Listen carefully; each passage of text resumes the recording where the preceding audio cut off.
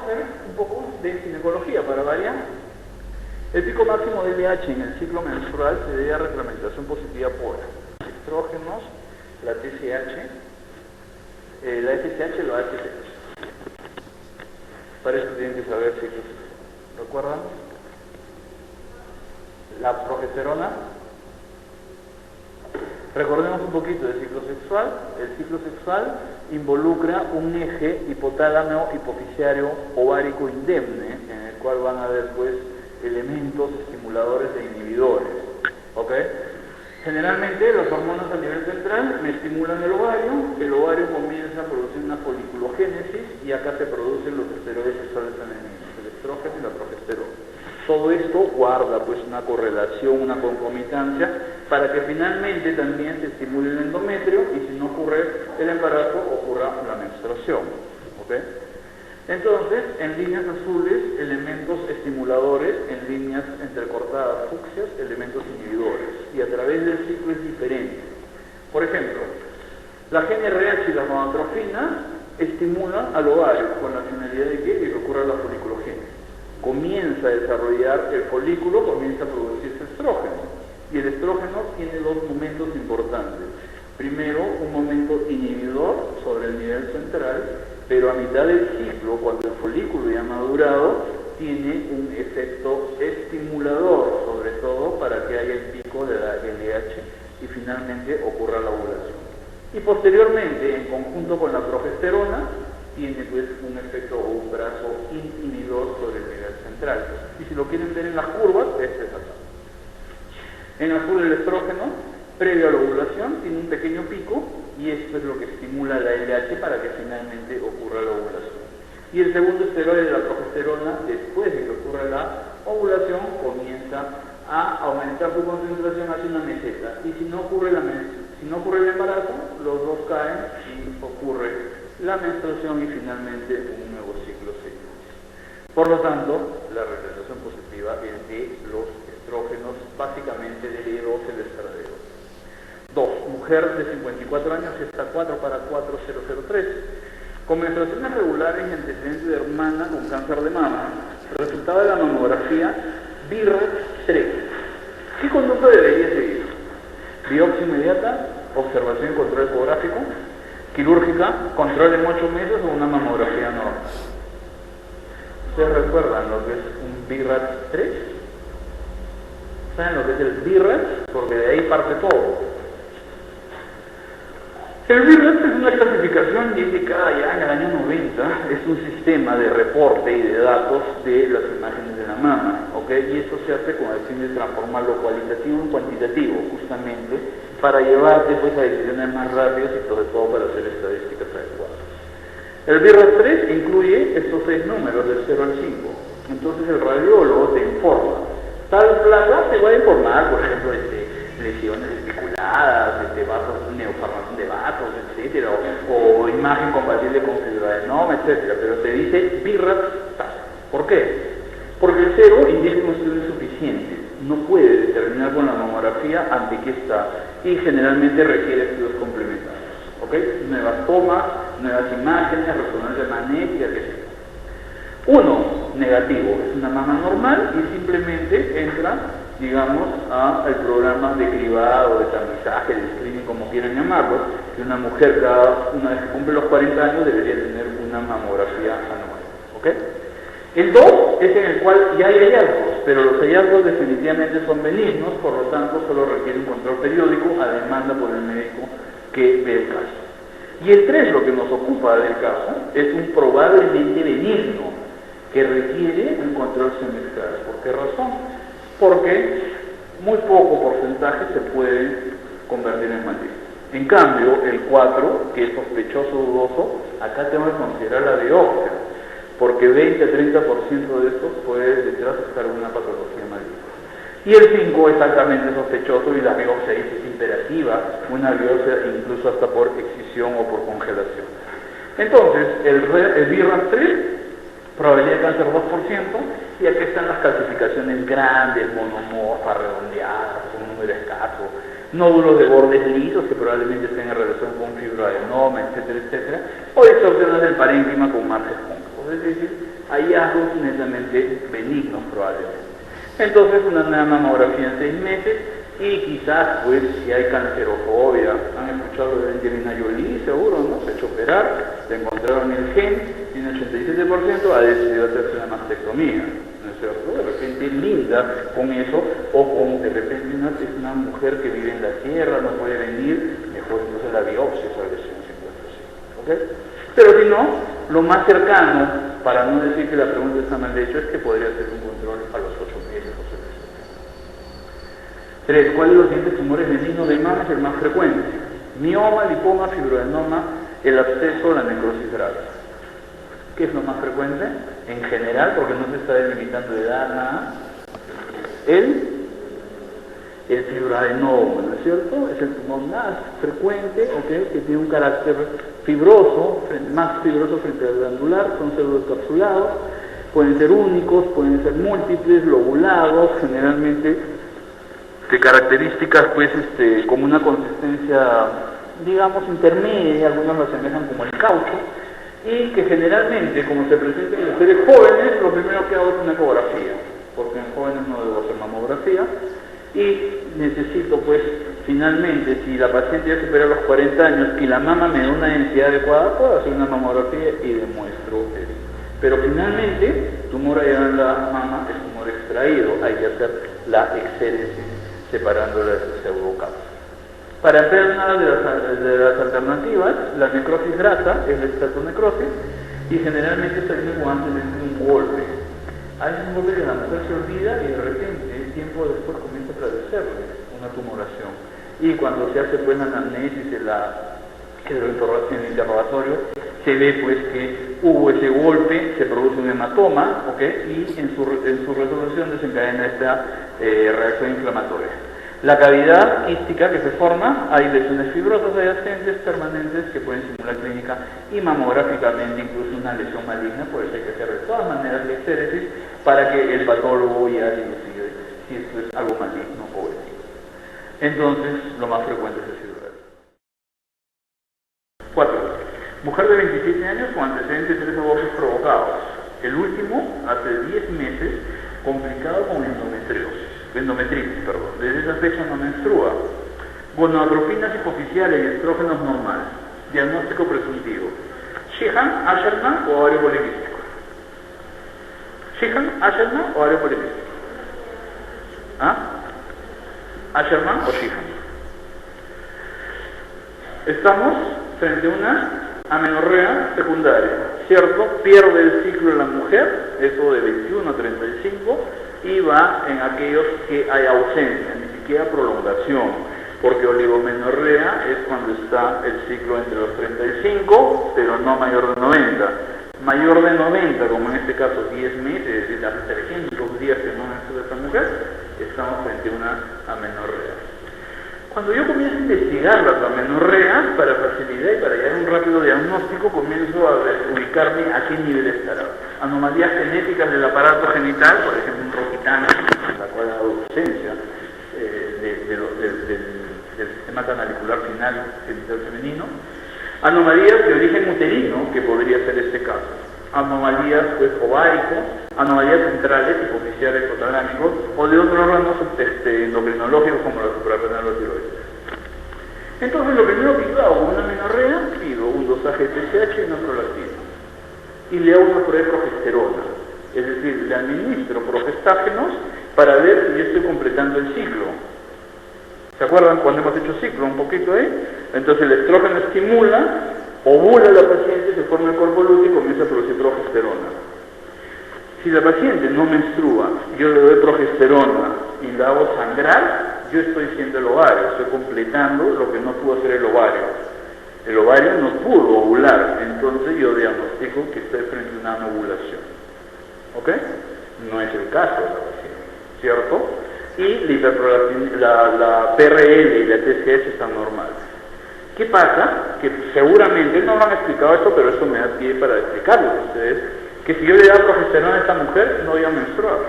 Entonces probablemente el problema es del órgano efector, o de repente no hay un estímulo de este órgano efector por los estrógenos. Lo tengo que demostrar. Ya reemplazo totalmente al ovario, le doy estrógeno más progesterona, imito lo que hace. Y si logro que menstrue, ya digo, acá hay una falla de los esteroides. ¿Por qué? El ovario no me produce esteroides o el nivel central no me estimula adecuadamente el ovario para que los produzca. ¿Ok? Y lógicamente acá ya doso o hago la medición de las gonadotrofinas. Si las gonadotrofinas me salen altas, quiere decir que el nivel central está bien, pero el ovario no me responde. Estoy frente a una falla ovárica. Si las gonadotrofinas están normales o bajas, digo, allá, generalmente bajas, el nivel es central. Pero puede suceder de que yo haga el test de estrógenos, progesterona, no sangra, y todo lo demás está normal, entonces estoy frente a una patología uterina, o sea, con el síndrome de Asherman, y acá debería ser una histerosalpingografía, una histeroscopía o biosíndrome rectal. Y por ejemplo, en una histerosalpingografía voy a ver estos defectos de llenado, es decir, introduzco el material de contraste y veo estas manchas acá. ¿Por qué? Porque se comienzan a formar sinequias entre la pared anterior y posterior. Antecedente, 3 abortos provocados, el último incluso con endometritis, entonces lógicamente ahí hay una fibrosis, una cicatrización, por eso esta mujer no menstrua. Esto es un Asherman.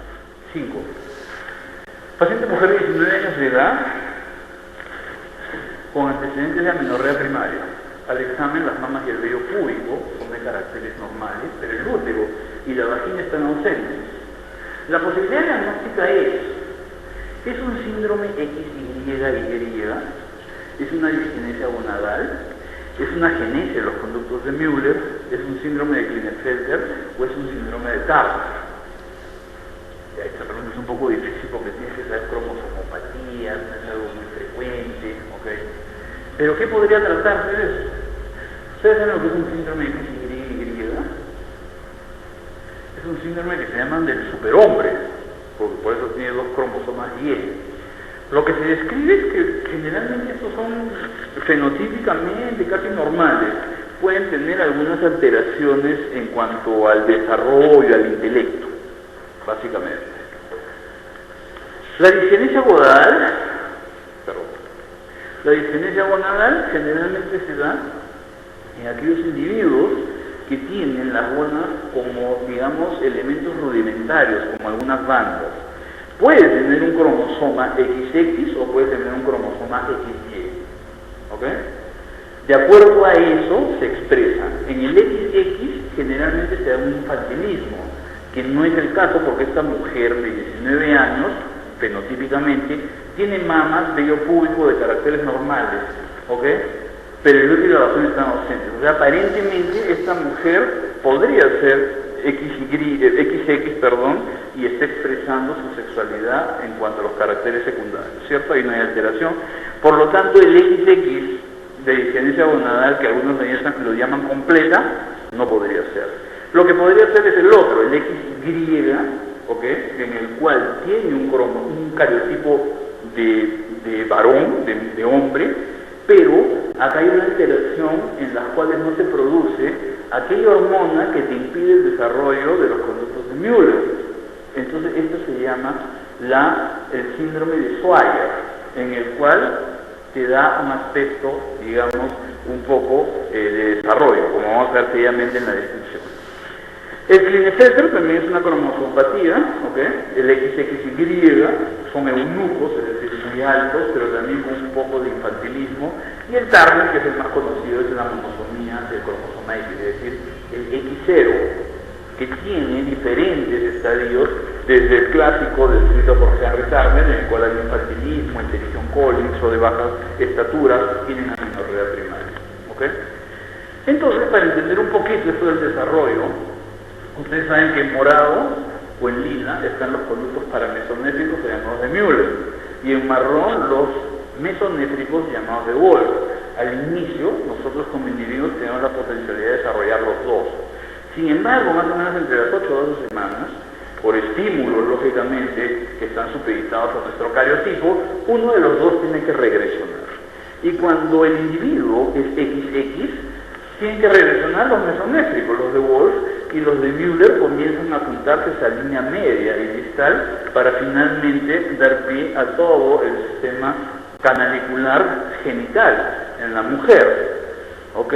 Para formación de útero, para formación de trompas, etc. Es decir, que el desarrollo normal implica que las gónadas bajan a su sitio, que es blanco, y finalmente los paramesomésicos te van a formar útero, te van a formar cervix, parte superior de la vagina, y las trompas. Eso es lo normal, ¿ok? Pero pueden haber, pues, alteraciones a nivel de la fusión, por ejemplo.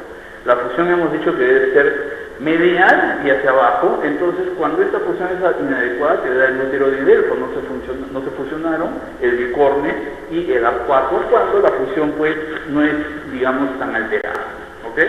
Y esto es para explicar el síndrome de Mayer-Rokitansky-Kuznert-Hauser, así es, en general que nosotros lo conocemos más como el Rokitansky, en el cual hay agenesia de vagina y de útero. Estas son algunas, por ejemplo, de cuando se han fusionado en la línea media tiene que desaparecer esto y se forman los tabicados o pseudotabicados. Y finalmente vienen las apoplasias o las agenesias, en las cuales puede haber un útero con un cuerno rudimentario o un útero sin siquiera el otro cuerno. Entonces, en esta mujer del caso, la digenesia gonadal XY es el síndrome de Swyer, que también es una alteración marcada entre lo que es la digenesia gonadal y conocida como la pura, en la cual se ve fenotípicamente una mujer con amenorrea primaria y hay ausencia de los caracteres secundarios sexuales, no como ocurre en el caso que se menciona, porque acá hay vello púbico, hay desarrollo de mamas y lo que no hay es útero y vagina. Ahí pueden tener un fondo o una vagina ciega muy pequeñita que incluso le hacen dolorosas las relaciones, y ya cuando se evalúa esta mujer que no menstrua, se descubre pues que es una agenesia de los conductos de Müller, o también conocido como el síndrome de Rokitansky, o aquel síndrome tan largo de varios nombres propios que yo les he mencionado. Pregunta 6. Paciente de 22 años, cura hace 6 días. Llega a emergencia presentando dolor en hipogastrio y fiebre. Al tacto vaginal se encuentra tumoración anexial bilateral. ¿Cuál es el posible diagnóstico? Es un absceso tubovárico, es una tuberculosis aguda, es una tuberculosis genital, es una salpingitis aguda o es un síndrome adherencial lo que trae esta mujer. ¿Qué será?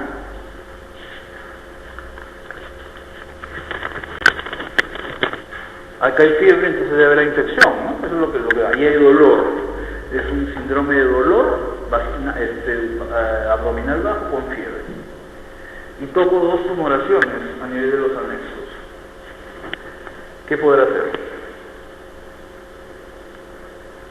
Recordar un poquito los factores de riesgo para la enfermedad inflamatoria pélvica. Edad, menos de 25 años, las muy jóvenes. Conductas sexuales de riesgo, al menos en este caso no nos menciona. El uso de alguna metodología anticonceptiva, por ejemplo los dispositivos. Y enfermedades de transmisión sexual como la gonorrea y la clamidia, que básicamente estos 2 gérmenes son los involucrados en la génesis. Por definición, la enfermedad inflamatoria pélvica es aquel ascenso de los gérmenes por el sistema canalicular vía ascendente. Van de vagina, cervix, colonizan el endometrio, entran a las trompas y pueden llegar a toda la cavidad pélvica. ¿Ok? Entonces producen primero una endometritis, luego una salpingitis, hay reacciones inflamatorias, hay trasudación, posteriormente hay un exudado purulento, y en esta génesis o en este conglomerado, sobre todo encabezado por monococo y clamidia, se aprovechan los anaerobios. Los mecanismos de defensa del cuerpo humano hacen que se limite, que se trate de limitar la infección, entonces primero se forman abscesos, ¿ok? Pero finalmente, si es que no actuamos a tiempo, no llevamos un diagnóstico, esto va a una pelviperitonitis. Y el cuadro clínico básico es dolor abdominal bajo, siempre tiene que haber una enfermedad inflamatoria pélvica. ¿Puede haber flujo? Sí. Metrorragia, claro, porque el endometrio se ve afectado, se ve infectado y te puede dar sangrados irregulares. Se asocia con sintomatología urinaria que a veces te demora el diagnóstico y el inicio del tratamiento. Puede o no presentarse con fiebre y generalmente cuando se presenta con fiebre ya esta paciente va yendo mal, algo pasa. Náuseas y vómitos como síntomas inespecíficos, y cuando la enfermedad va a la cronicidad, muchas veces hay ausencia de la sintomatología. A muchos les gusta clasificar con criterios para llegar al diagnóstico. Los más conocidos son los criterios de Hager. Criterios mayores: historia o presencia de dolor en abdomen inferior, dolor a la movilización cuando hago el examen físico del cervix, dolor anexial en la exploración, abdominal, y lógicamente tiene que haber una historia de actividad sexual y una ecografía que no sugiera ninguna otra patología. Y entre los menores está la fiebre, la leucocitosis, peor si tiene desviación izquierda, los reactantes de fase aguda, como la velocidad de sedimentación o la proteína C reactiva, y lógicamente si yo puedo demostrar, por ejemplo, por tensiones, los diplococos, es decir, el gonococo, o puedo demostrar pues la clamidia, a veces hoy en día haciendo serología con una, por ejemplo, reacción de cadena polimerasa. Y se considera positiva la presencia de todos los mayores y al menos uno de los menores. Esta es una enfermedad que necesita pues un diagnóstico fundamentalmente clínico, rápido, oportuno, para instalar un tratamiento adecuado, porque si no, se me complica, o lo que es peor, me deja con secuelas a la mujer. Y generalmente nosotros hacemos un estadio clínico en estos 4 grados. Primero, una apendicitis aguda sin peritonitis, en la cual hay dolorabilidad a nivel anexial, pero no hay tumoraciones, ¿okay? Hay esa dolorabilidad. Es más, por la paroscopía puedes demostrar que hay hiperemia, hay trasudado, todavía no ves fibrina, no ves pus. Para después pasar a una apendicitis aguda, pero ya con peritonitis, en el cual pues estos elementos pierden su movilidad, comienzan a conglomerarse y puede haber ya incluso visualización de material purulento a través de la fiebre. O lo que es peor, pues, la formación de un absceso tubovárico, peor si es bilateral, y lo que representa ya una gran emergencia porque entra rápidamente la paciente en una septicemia y se muere, la rotura del absceso. Entonces lo más probable es que estemos frente a un absceso tubo-ovárico en esta mujer. 7. Paciente mujer de 57 años, obesa, diabética, hipertensa. Fecha última regla hace 10 años, o sea, a los 47. Presenta sangrado vaginal escaso, útero de anexos normales. ¿Cuál es el diagnóstico más probable? ¿Cáncer de cervix, sangrado poscoital, cáncer de endometrio o es una hiperplasia endometrio? ¿Ante qué estaríamos? Esto es lo que nosotros llamamos en ginecología una metrorragia postmenopáusica. ¿Ante qué estaríamos? Dentro de esas 4 alternativas. ¿Qué es lo más probable? Te pregunto. ¿Podrían ser los 4? Tranquilamente, ¿no es cierto? Los 4 pueden ser. Recordemos que en el climaterio, ¿okay?, las manifestaciones clínicas se dan por la baja del aporte hormonal endógeno, en este caso los estrógenos, y unos órganos que se afectan es el urogenital y se produce una atrofia. La vagina, la vulva y el uretro son dependientes del estímulo estrogénico. Entonces, si yo le quito el estímulo, lógicamente pues va a haber regresión en estos órganos. Se ve porque la vagina ya sus paredes pierden las rugosidades, se ven lisas, pálidas, disminuyen las capas porque es un epitelio poliestratificado, disminuye ese mecanismo de defensa frente a infecciones que pudieran ocurrir. Disminuye esos mecanismos entonces y se hace vulnerable este órgano sobre todo a infecciones y a ulceraciones. Hay cambio del pH, pasa a una etapa climatérica, disminuye la concentración de los bacilos de Dolerlein, ya el ecosistema se hace con tendencia a un pH neutro o básico. Es más, esta pérdida de los pliegues y el acortamiento del mismo órgano y su sequedad hace pues que las relaciones sean dolorosas y que incluso puede haber prurito y puede haber sangrado. Puede haber un sangrado poscoital que no tiene nada que ver con patología cervical, pero puede existir. Y a nivel de la uretra se manifiesta como lisuria, incontinencia urinaria y polaquiuria porque también hay adelgazamiento de ese tipo. La hiperplasia endometrial se refiere a aquellas lesiones proliferativas de las glándulas y en menor grado pues del estroma. Y generalmente se le asocia como causa una estimulación estrogénica crónica sin el antagonismo de la progesterona, por alguna razón. Se puede observar en todos los grupos etarios, ¿ok? Y los factores de riesgo es la edad mayor de 45, la anovulación, lógicamente, porque hay un estímulo estrogénico sostenido y no se produce progesterona, la nuliparidad, la obesidad, la diabetes y la hipertensión arterial. Y en cuanto al cáncer de endometrio, este es un cáncer que a la fecha no tenemos un método de detección, a diferencia del cáncer de cervix o a diferencia del cáncer de mama, ¿ok? Y generalmente los factores de riesgo son muy parecidos para la hiperplasia. Nuliparidad, menopausia tardía, obesidad, diabetes, hipertensión. terapia estrogénica no compensada con progesterona, que a nadie se le ocurre en estos días indicarla, o de repente un tumor funcionante ovárico que te produce estrógenos, como por ejemplo el tumor de las células de la granulosa, o presencia de riesgo genético familiar que tiene una asociación un poco baja. Incluso el cáncer de endometrio algunos los clasifican o tipifican en aquellos pues que tienen una base hormonodependiente, es decir, que primero hubo la hiperplasia endometrial y esta finalmente degeneró en un carcinoma endometrial. ¿Ok? Que es menos peligroso, más diferenciado, a diferencia del otro, que podría suceder como esta mujer. Hace 10 años que no menstrua, no hay aporte estrogénico y comienza a hacer un sangrado anómalo a nivel endometrial. Y esto, pues, va de la mano con un sangrado uterino normal, metrorragia posmenopáusica, o como también se puede presentar en algunas mujeres, se presenta como una enfermedad inflamatoria pélvica, vienen con un flujo purulento a veces. Y eso debuta el cáncer de endometrio así. Y lógicamente que si la pérdida sanguínea es continua, crónica, va a llegar a un estado anémico. Por lo tanto, lo más probable en esta mujer que se trate de un cáncer de endometrio, no una hiperplasia endometrial, porque han pasado 10 años y no se demuestra ninguna otra. Es más, te dice útero y análisis normales para que tú puedas pensar que quizás hay un tumor funcionante. 8. Paciente de 46 años presenta sangrado vaginal abundante, asociado a periodos de amenorrea, bochornos y cambios de carácter. Al examen, útero y análisis normales. ¿Cuál es la causa más probable de las alteraciones menstruales? Seguimos dentro de lo que es climaterio, ¿no? Cáncer de endometrio, miomatosis, discrasia sanguínea, pólipos endometriales o es una causa hormonal. 46 años, joven, relativamente, tiene un sangrado vaginal, pero está asociado todavía a amenorrea, bochornos y cambios de carácter. O sea, no te está ni siquiera diciendo estar dentro de la menopausia. ¿A qué se debería? Hormonal, lo más probable, ¿no? ¿Por qué? Porque estamos en la etapa del climaterio y quizás esté, ¿en qué etapa? En la perimenopausia.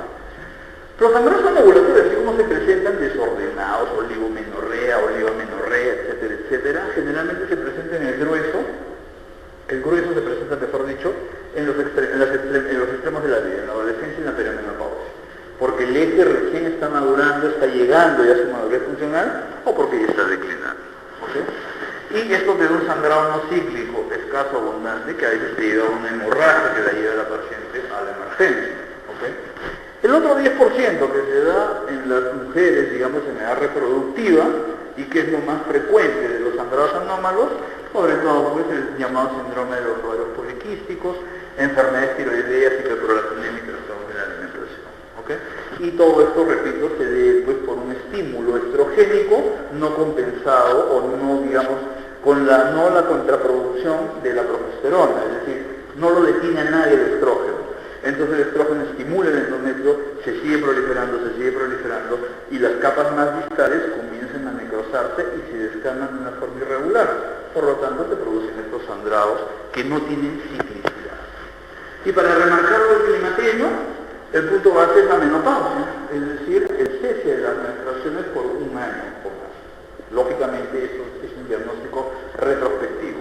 Y quizás una parte importante es esto, la perimenopausia, en la cual la mujer comienza a presentar esa transición desde la edad adulta reproductiva y va a ingresar pues a la etapa en la cual declina la función ovárica, un rango entre los 35 y 40 años y una duración de promedio de 3,8. La perimenopausia se clasifica o se especifica porque hay pocos folículos ya remanentes, los ciclos son irregulares, como estamos mencionando, pueden haber hemorragias ocasionales, y acá ya se comienzan a presentar los bochornos y los cambios emocionales, como decía el problema, y la fisiología se basa pues, en que aquella mujer que nace con una cohorte de casi 400.000 folículos cuando nace, solo unos 400 o 500 llegan a la madurez durante toda su edad reproductiva.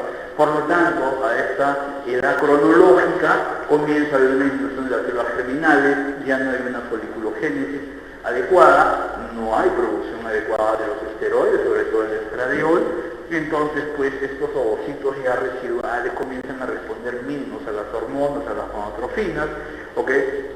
y se hacen pues ciclos estrogénicos muy largos, no hay antagonía de la progesterona, provocando incluso a veces pues esto, degenerando en una hiperplasia, o lo más común, las hemorragias uterinas disfuncionales, que en este caso pues son de estirpe por un desbalance hormonal. Pero ojo, no olvidarnos que cuando yo tengo frente a una mujer climatérica, de hecho no le puedo echar la culpa a eso. Siempre debo descartar una neoplasia endometrial maligna. Recuerden que pasa a los 40 años, el ser humano pasando los 40 años es el sesgo, ya comenzamos a pensar en enfermedades malignas. Y también los pólipos endometriales. Sin embargo, acá pues la estirpe o la razón de estos sangrados anormales es lo hormonal. 9. Paciente de 52 años con síndrome climatérico y cuadro de hemorragia uterina anormal. ¿Cuál es la conducta inicial más importante? Histerosalpingografía, ultrasonido transvaginal, histeroscopía, legrado uterino biópsico o laparoscopía. ¿Qué hacemos? Acá te encasillan bien. 52 años con síndrome climatérico. No te dice que esté en menopausia, en posmenopausia, en perimenopausia. ¿Cuál es la conducta inicial más importante? ¿Qué haríamos? La otra parte de hiperplasia cuando yo hablé es básicamente siempre tienes que primero ver el endometrio, quieres medir el endometrio, cuánto hay del endometrio. Y para hiperplasia, en una mujer pues, que aún no está en menopausia, mayor de 15 es indicativo de que probablemente esté frente a una hiperplasia, y en las posmenopáusicas el sesgo es hasta 5 milímetros. Finalmente, siempre voy a llegar a esto, a lo anatomopatológico. Y esto lo puede hacer la biopsia de diferentes formas. Por biopsia, por cánulas flexibles en el mopipel, por cureta de Novak, por dilatación y legrado, o lo puede hacer como está haciendo acá, por una histeroscopía. El problema es que generalmente la histeroscopía la tratamos de dejar de lado, ¿por qué? Porque yo le quiero entregar mayor cantidad de tejido al patólogo. Entonces acá se hace una histeroscopía prácticamente dirigida, en la cual yo tengo que determinar de dónde voy a morder, ¿ok? Entonces, ustedes han visto los ostiums, o el ostium derecho de la mujer, el otro el izquierdo, es una cavidad regular, pero por acá comienzan a ver como una elevación a nivel del endometrio, ¿ok? Comienzan a ver como una elevación, acá está, ¿ok? Entonces, ante esa alteración, como yo tengo todo, acá se ve mejor y más magnificada, entonces lo que yo pido es simplemente el cocodrilo chiquito, ingreso y muerdo. Y se lo envío al patólogo para que me diga ante qué estoy ante un cáncer de endometrio, estoy frente a una hiperplasia endometrial. ¿Ok? Es simplemente para que ustedes vean que se pueden hacer con todas estas metodologías las biopsias endometriales, pero ojo, repito y remarco, preferimos hacerla por legrado biópsico. Ojo, que dentro del diagnóstico diferencial de estos sangrados puede estar hasta el mismo endometrio proliferativo. El patólogo me responde endometrio proliferativo. El pólipo, lo que mencionaba su compañera, la atrofia endometrial, que quizás es la mayor causa, lo más frecuente de los sangrados posmenopáusicos, o hasta un cáncer. Y cuando hago la metodología, pues también para lo que es carcinoma de endometrio, siempre empiezo con la ecografía transvaginal. Si yo estoy pensando que puede haber una atrofia incluso, que en este caso es un poco alejado, yo entro a hacer generalmente un procedimiento a ciegas, ingreso con la cureta y voy a rascar. Si no voy a hacer que no haga ecografía, ingreso y rasco, comienzo a sacar músculo, porque no me he orientado de qué tamaño es endometrio. Entonces lo principal es eso. Y cuando hablamos de carcinoma endometrial, siempre biopsia fraccionada. Yo tengo que tomar 2 fracciones. Primero, saco o rasco todo el endocervix y después ya rasco todo el fondo. Porque si yo entro de frente y rasco y el patólogo me dice cáncer, malogré el estadiaje.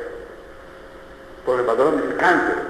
Pero si yo en la primera fracción le entrego y me dice no hay cáncer, pero en la segunda sí, estoy en un estadio 1. Si en las dos me dices que hay cáncer, ya hay distensión glandular y estoy en estadio 1. Por eso, siempre que se trate de patología maligna, biopsia fraccionada, como quieras, por pipel, con cureta de Novak, por legrado biópsico. ¿Ok? Entonces acá lo principal es el ultrasonido transvaginal. Con eso terminamos esta primera